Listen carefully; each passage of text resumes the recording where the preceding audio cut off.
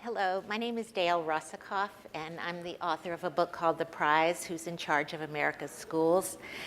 Many of you may remember the huge media swirl 5 years ago around the announcement that Mark Zuckerberg was committing $100 million to turn around the deeply troubled schools of Newark, New Jersey. And it was a sensational announcement on lots of levels. It was the king-sized amount of money, a 26-year-old billionaire, the fact that it was announced on the Oprah Winfrey Show, the involvement of two star-quality politicians, Newark Mayor Cory and New Jersey Governor Christie, a white suburban Republican governor who was then a rising star in his party.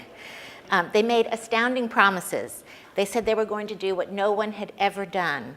They were going to take an impoverished urban school district with very high rates of failure and turn it completely around into one of uniformly high performance. And they weren't going to stop there. They said that in 5 years, they would emerge with a model for how to turn around not only Newark, but any struggling urban district. Mark Zuckerberg was hoping to spend his philanthropic life solving the crisis of educational opportunity using the model of what he did in Newark and applying it to urban districts nationally. But as you may have heard, it didn't quite work out that way. Zuckerberg didn't emerge from Newark with a model for even turning around Newark. Some good things have in fact happened from the expenditure of $100 million and his $100 million and a second $100 million in matching gifts from other donors.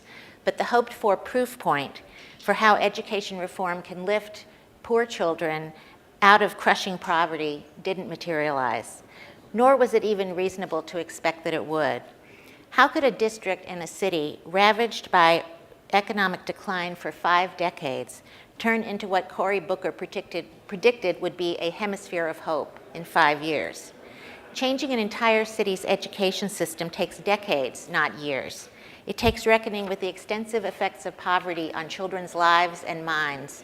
And it takes leaders who will stay with the work for a generation. Booker and Christie were thinking on a politician's timeline, 5 years. And in fact, that was generous because by the time the 5 years elapsed, both of them had moved on. Booker to the US Senate and Christie to the presidential campaign trail. I saw a quote from someone, I wish I could take credit for it, but I can't, but I think it kind of speaks for what happened in Newark. It said, social change doesn't scale as easily as social networks. There's lots to learn from what happened in Newark, particularly about the complex and essential work of improving the capacity of urban schools to educate the nation's poorest children. These schools feel the weight of poverty in America as intimately as any of our institutions, and at the same time, education is our best hope of equipping the next generation to overcome poverty. So in that light, I'd like to reflect on what Newark teaches us about the education reform movement and what it has and hasn't offered the poorest children, about how difficult it is to change a school district because of all the entrenched interests inside it, and a lesson Mark Zuckerberg learned the hard way, how critical it is for any philanthropist to know the city that he or she is trying to help. Actually, Mark Zuckerberg didn't mastermind any of the innovations that unfolded in Newark. He had met Cory 2 months before the announcement on Oprah, and in a phrase, he was swept off his feet by him. The Newark schools had been under the control of the state for 15 years at that time, the result of an investigation that found rampant corruption at the top and absolutely appalling neglect of students throughout the system. When Booker told Zuckerberg that he and Christie could use the governor's absolute power over the schools to launch an education revolution fueled by charter schools and a new teacher's contract, they were singing the young Facebook founder's song. It sounded a lot like what Zuckerberg had done in business, disrupt an ossified industry almost overnight and lead America into a world of new possibilities. He said on Oprah that he thought of this project as doing in Newark what he had done in private business, identifying great leaders and investing in them. Zuckerberg told me later that he thought he was supporting what the majority of people on the ground in Newark wanted for themselves, given that he had the mayor and the governor at his back. But interestingly, no one consulted the people of Newark on the ground in planning a complete transformation of their children's schools. Newark parents and teachers learned of the $100 million gift at the same moment that Oprah's national television audience did. The initial agenda that Mayor Booker presented to Mark Zuckerberg was drawn up by McKinsey consultants. It mirrored the agenda of the education reform movement: rapidly expand charter schools, close failing district schools, build a state-of-the-art data system with which to hold everyone accountable, relax tenure and seniority protections so as to eliminate the weakest teachers. Zuckerberg's personal priority was a new teacher contract that would no longer reward teachers for seniority, but would give large merit bonuses to the teachers whose students improved the most on state standardized tests. As I said, a number of good things came of this effort. New principals were installed, and some of them brought energy, vision, and stronger instructional leadership to their schools. A new teacher evaluation system was created, and many principals, old and new, felt that it gave them a much clearer rubric on which to determine the quality of teaching and to coach teachers to higher levels of effectiveness. And a new teacher's contract was negotiated, and for the first time, the contract conditioned annual raises on teachers being rated effective or highly effective, based on classroom practice, not on standardized test scores. Teachers rated ineffective no longer got a raise, and although this was a relatively small cohort, 40% of those who didn't get a raise left the district. The reform effort also dramatically expanded charter schools. While charter schools nationally do not outperform traditional public schools, in Newark they do. Within the next couple of years, 40% of Newark children will attend charters, more than twice the percentage when Zuckerberg gave his gift. The Center for Reinvention of Public Education in Washington State reported recently that among urban communities nationally, Newark now has one of the highest proportions of its children attending schools that beat the state average for low-income and minority students on standardized tests, largely because of the performance of charter schools. But something big was missing from these strategies. There was no plan for addressing the consequences of poverty which permeate the classrooms of Newark's district schools. 45% of Newark children live below the poverty line. That's twice the national average. And the consequences begin unbelievably early. 40% of babies born in Newark have had inadequate prenatal care or no prenatal care at all, disadvantaged before drawing their first breath. At a series of 10 community forums soon after the Zuckerberg gift was given, the residents were invited to share what they believed it would take to fix the Newark schools. I went to all 10 forums, and the most common and recurring theme from parents and teachers was that children needed more support to deal with the trauma and poverty and basic insecurity that they lived with every day in Newark because of the conditions there. They said they needed more social workers, more counselors, more teachers in the classroom, and more tutors to overcome these challenges. And some adults even broke down crying when they talked about what children's lives were like outside of school. But in another example of how little weight was given to the input of residents, none of those recommendations made their way into the reform strategy. As a matter of fact, the community engagement campaign was managed by a political consultant from New York City who knew very little about Newark. He was prominent in the New York charter movement, and he was ultimately paid almost $2 million from the city's new philanthropic bounty. To be clear, the Newark schools were in serious need of reform at the time of Mark Zuckerberg's gift. In fact, there was wide consensus in the community that the status quo was unacceptable. Only 40% of children were reading at grade level. Only 54% were graduating high school. And of those who did graduate and attend the local community college, more than 90% needed to take remedial classes to qualify for college-level work. The reform movement has a mantra. It says poverty is an excuse for failure, like this, in traditional public schools in Newark and across the country. And that is unquestionably true of some people and some schools in Newark and elsewhere. But as I witnessed continually for 4.5 years, poverty is also a root cause of failure for children who literally are traumatized from growing up amid violence, family strife, and constant instability. Here's an example from my reporting. Avon Avenue School is located in one of the poorest catchment areas in Newark. I regularly attended a kindergarten class there of 26 children, of whom 15 had child welfare cases, alleged neglect, exposure to violence, exposure to drugs. Some of the children in that class were already so emotionally damaged and so angry that they threw chairs at other children and hit them, and they did the same with the teachers. So not only were these children unable to learn, but they so frightened the other children in the class that they weren't able to learn either. Now, that class had one of the best teachers in any district or charter school that I met in my 5 years in Newark. But on some days, her phenomenal skills were not enough to overcome the challenges in this classroom. She did not need excuses. She needed help. I also spent time in Spark Academy, which is a KIPP charter school in Newark. Spark had some students, although not as many, who were equally troubled.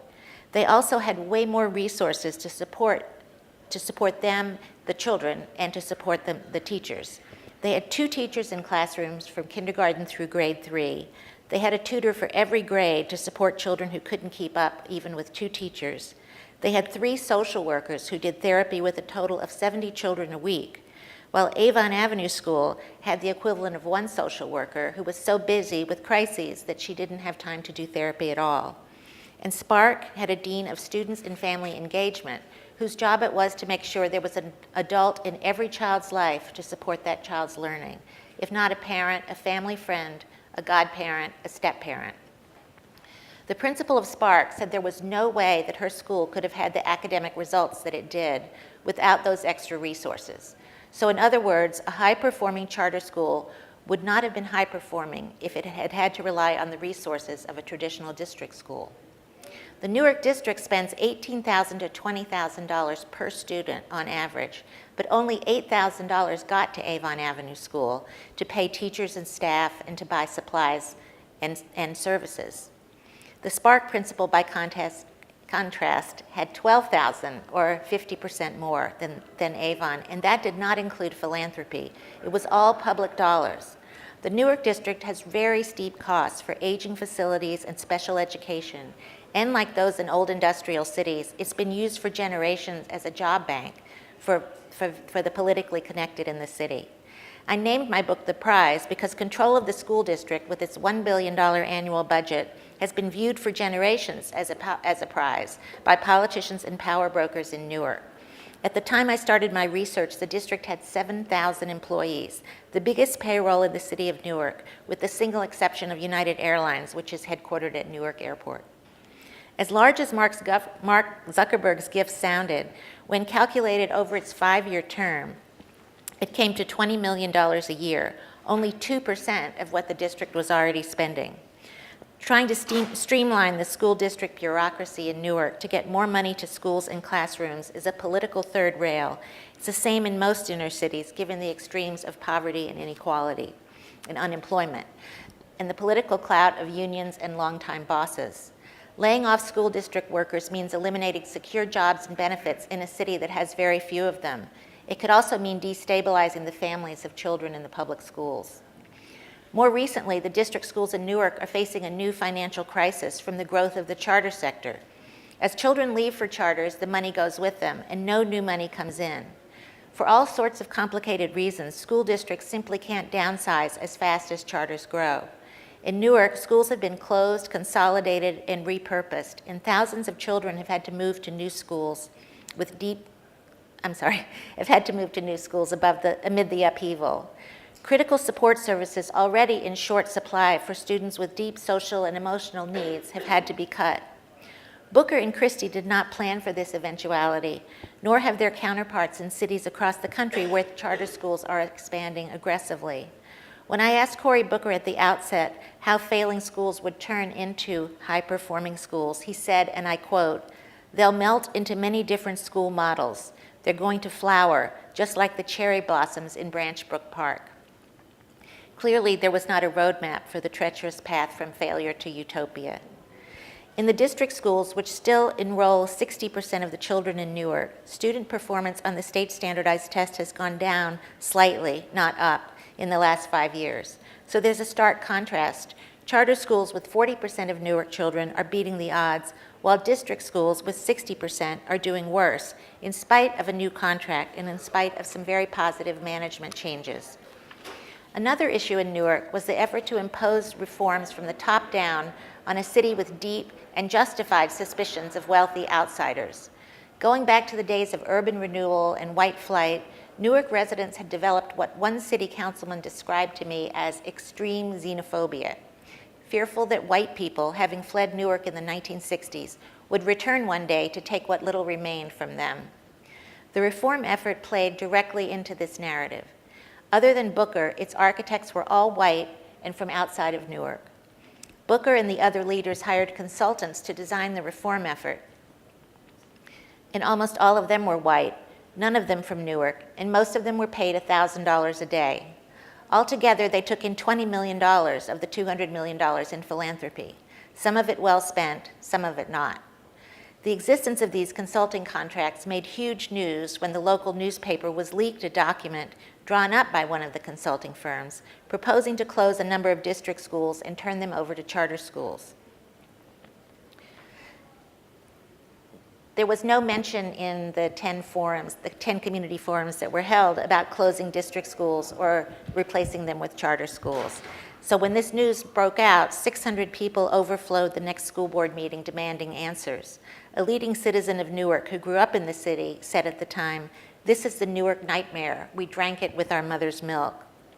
More than a third of schools were eventually closed, consolidated, restaffed, turned over to charters, or redesigned, without district parents having an opportunity to weigh in on how the changes would affect their children.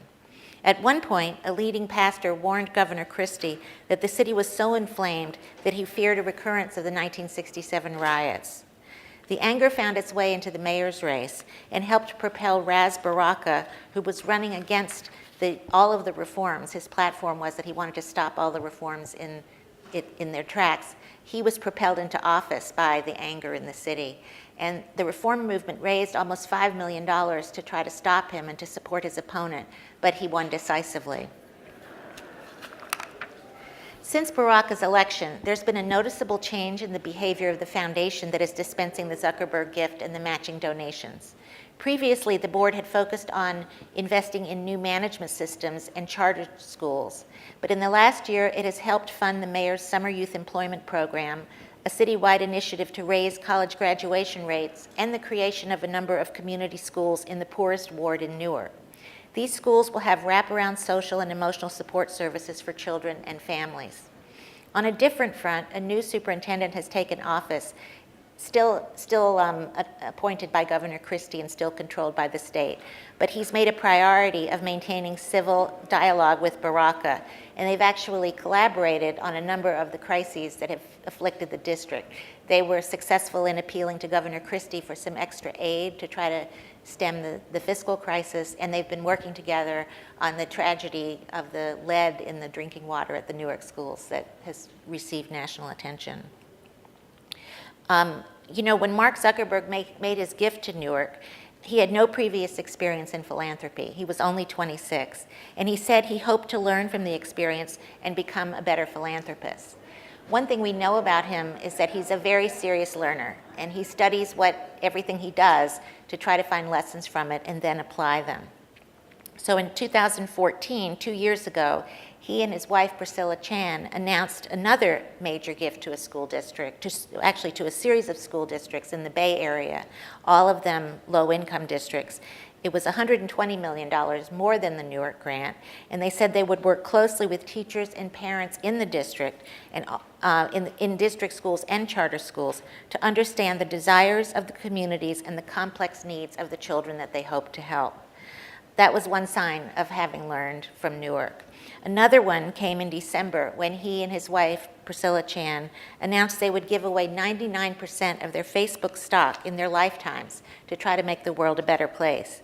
The current value of that stock is $45 billion. The couple released a list of 6 principles that will guide their future giving, and the first 2 were taken directly from lessons learned the hard way in Newark.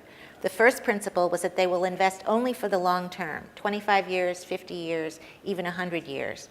Certainly not 5 years, which was the Newark timeline. Short-term thinking, they wrote, will not solve the great problems of their time. The second principle was, quote, to engage directly with people we serve. We can't empower people unless we understand the needs and the desires of their communities. That's another major contrast with what happened in Newark. Zuckerberg and Chan dedicated their $45 billion initiative to their newborn daughter, Maxima Chan Zuckerberg. In an open letter to her that they posted on Facebook, they wrote they hope to address the biggest opportunities and problems that the world would face in her lifetime. If these efforts bear fruit for Maxima and her generation, perhaps it will be in part because of the lessons her parents learned the hard way in the tough educational precincts of Newark, New Jersey. Thank you. We have time